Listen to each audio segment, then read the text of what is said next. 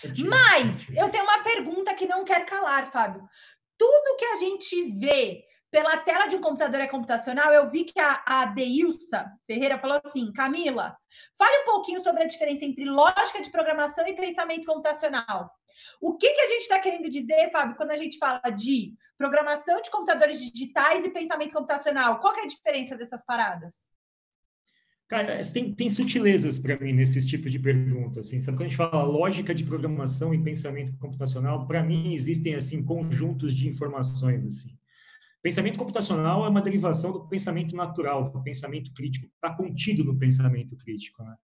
A lógica de programação é uma das pernas do processo de pensamento computacional. A forma como você organiza o teu raciocínio, como você dispõe suas ideias em função de um objetivo, é o que a gente chama de sequenciamento de códigos. É um algoritmo, é um conjunto de instruções e para você aplicá-lo, você precisa de lógica, que é um outro tipo de filosofia que envolve um pensamento matemático rigoroso, alicerçado por uma série de outros conhecimentos. Então, na minha cabeça, a lógica está contida em pensamento computacional, que está contida em pensamento crítico.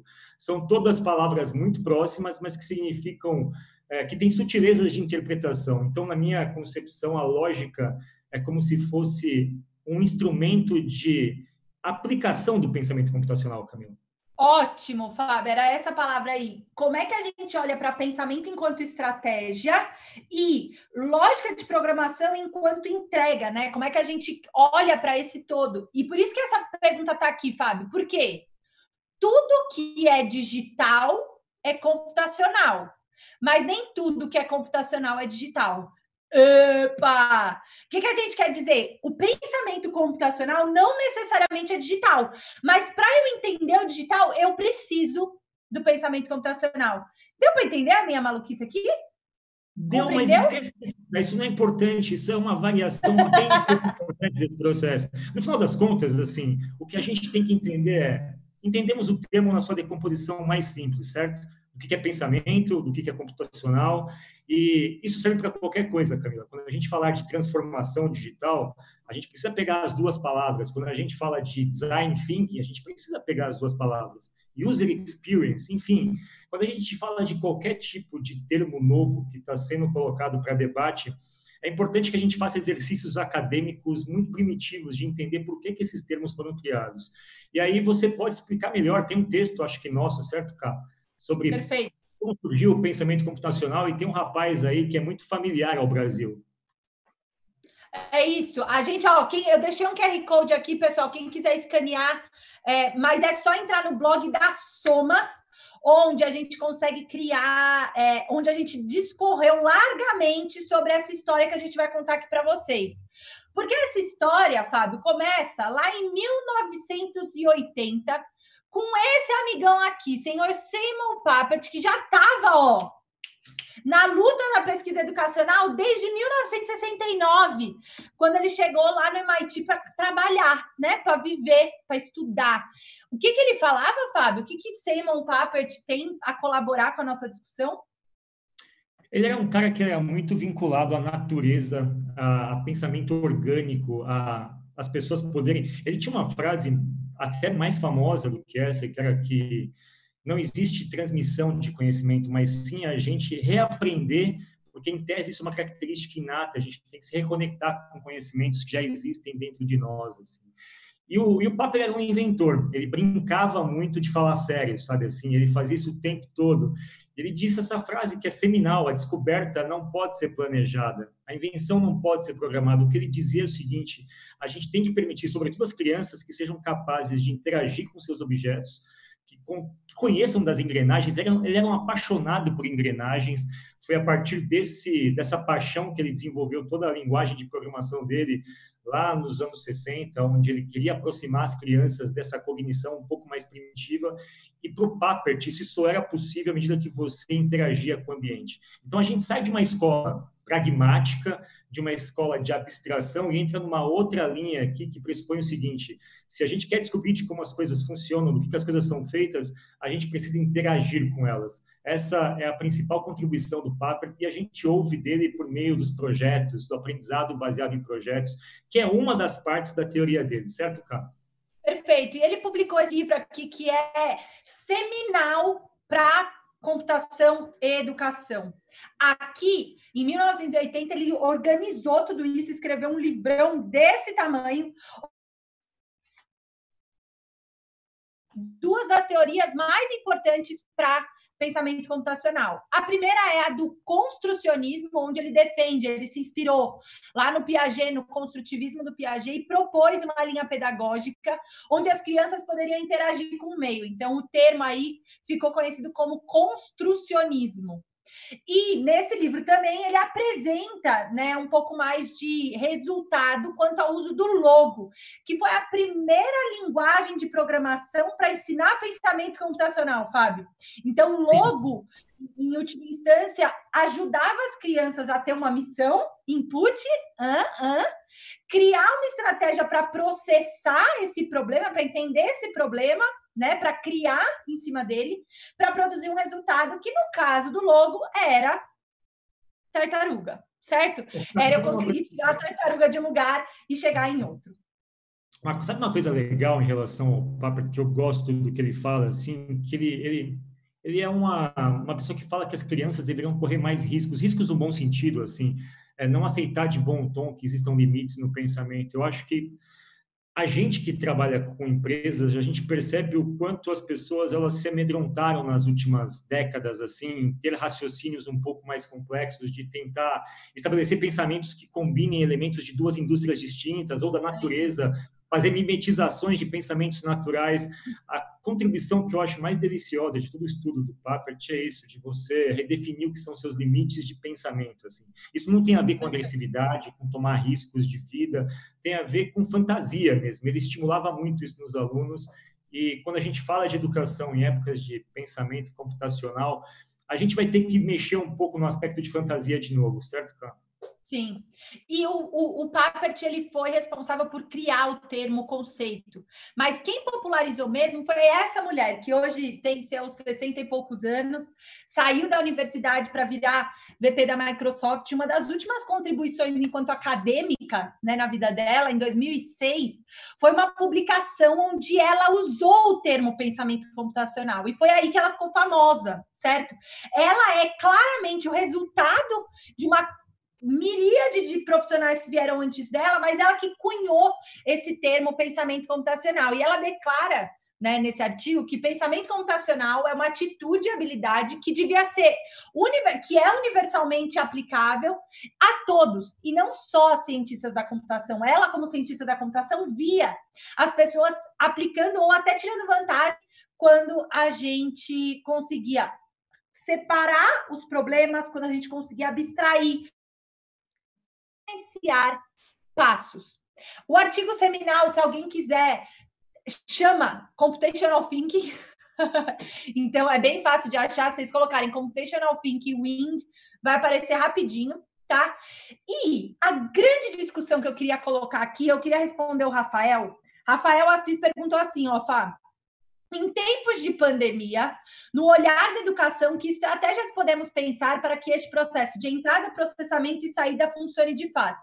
Eu vou dar minha resposta, mas queria ouvir a sua, Fá, que é, Rafael, acho que a grande conquista da educação vai ser, independente de tempo de pandemia ou não, quando a gente conseguir fazer a criançada, os jovens, olharem para entrada, processamento e saída como qualquer coisa, tá? Eu tenho um exemplo que eu sempre brinco, que é quando a sua mãe ou seu pai, ou agora qualquer um, tá organizando a roupa para lavar, e aquilo exige pensamento computacional para conseguir fazer aquilo de forma coerente. Por quê?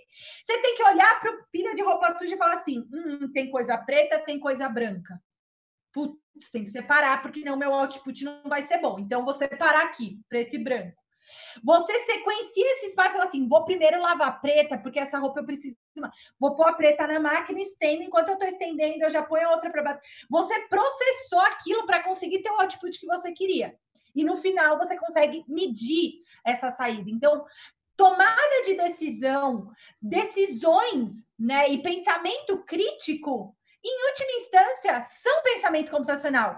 Independente se a gente está aplicando isso num contexto educacional ou não.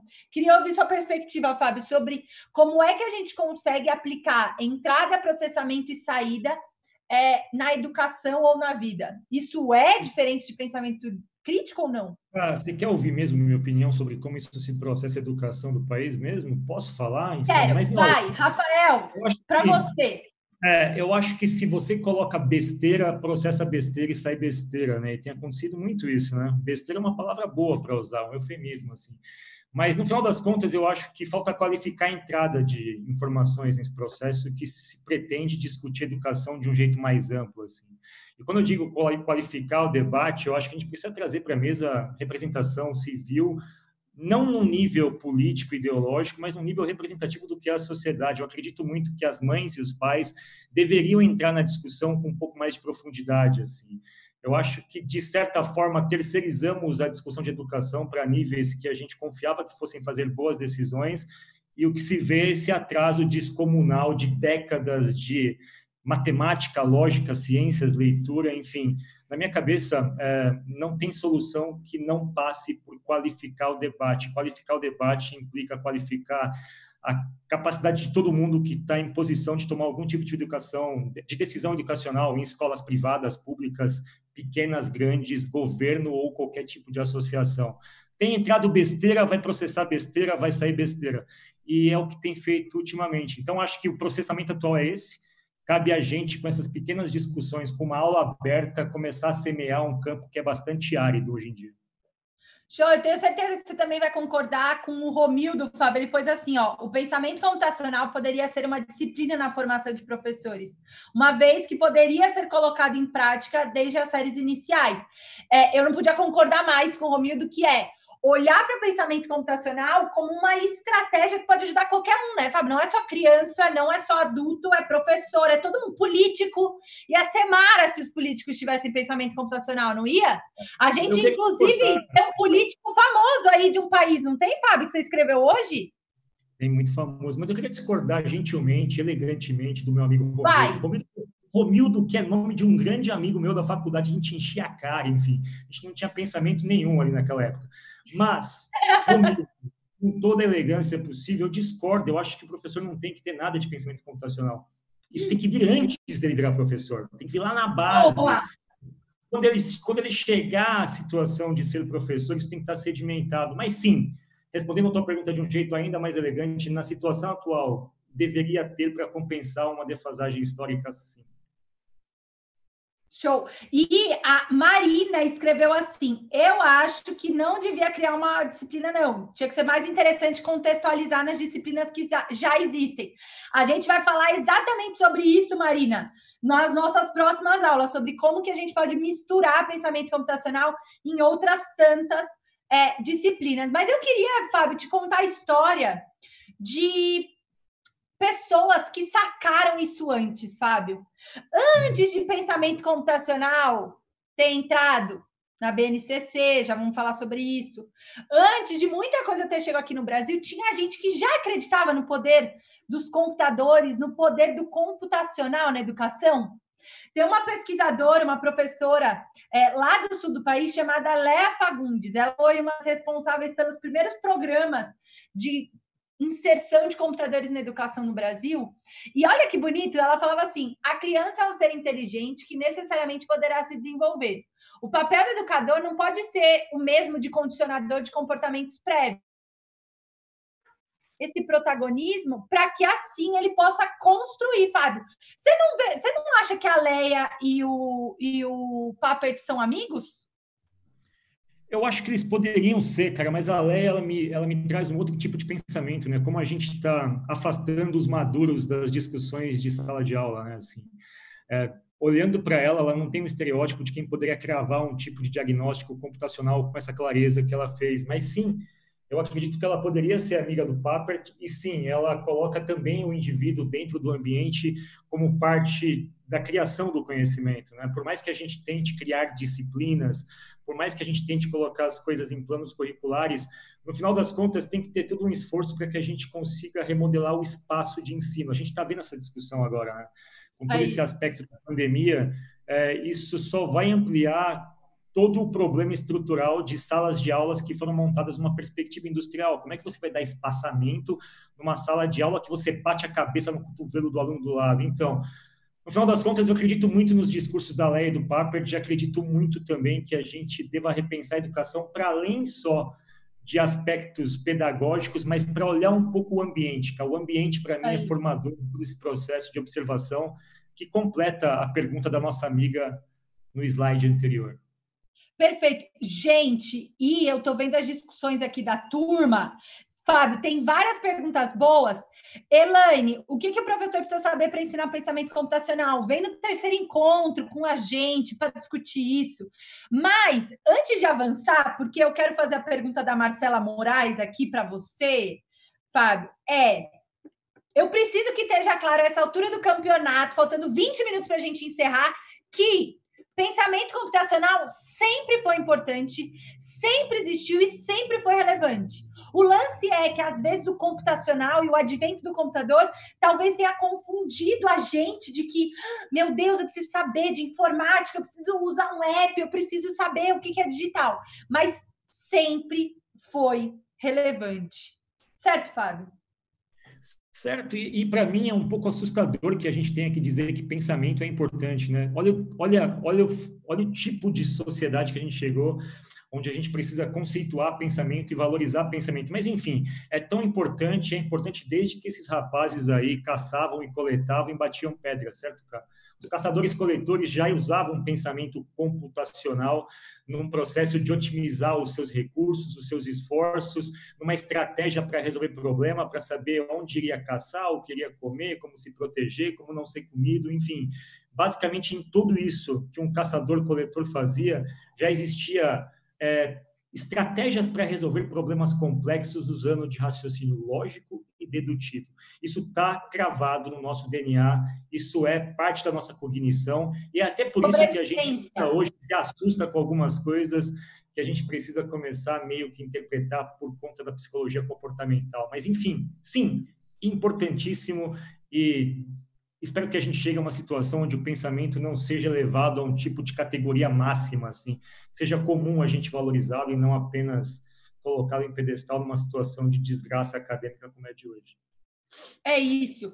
E aí eu só queria concordar com o Alexandre. O Alexandre falou assim, pensamento computacional faz parte de um rol de habilidades, só que a gente ainda fica tentando criar disciplinas específicas e não discutir de maneira ampla, certo? Devia estar na formação inicial dos professores ou até antes, como o senhor Fábio falou. Só